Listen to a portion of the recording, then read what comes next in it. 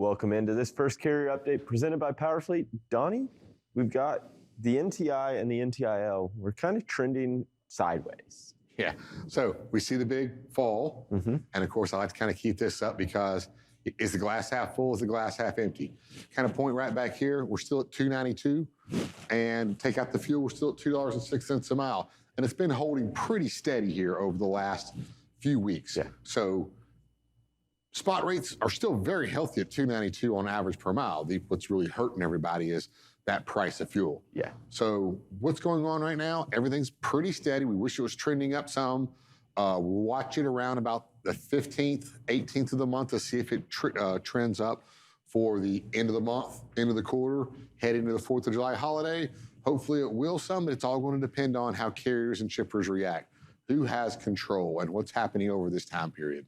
Yeah, for sure. I know that's what, last week we were obviously affected by Memorial Day, but we didn't really see any uptick like you normally would think you would see it during that week. And that's that kind of prediction I kind of put out there.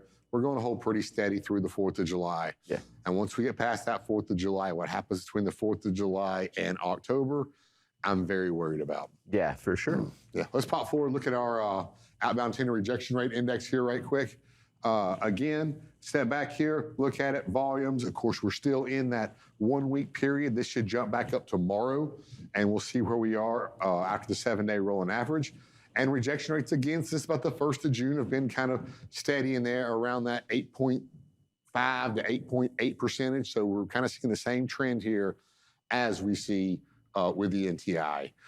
Now, next chart, I brought up something a little bit different here, something, I love my maps. Yep. And I love the colors in my maps. And so today I'm going to bring up the capacity trends. This is the 4-week average. And I've got this doubled over our volumes.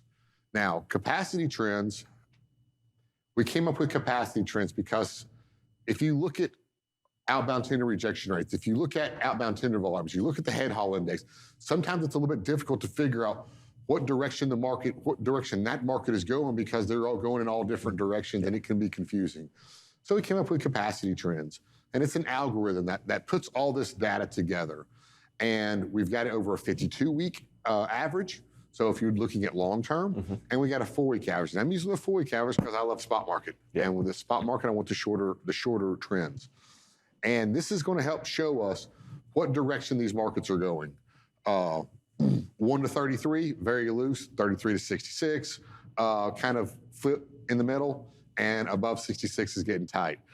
But when we come back, we're going to go over this map with capacity trends in dry van and reefer. Awesome. Well, thank you so much for this update, Donnie. We'll be sure to check in with you a little later. Right now, we'll toss it over to our market update.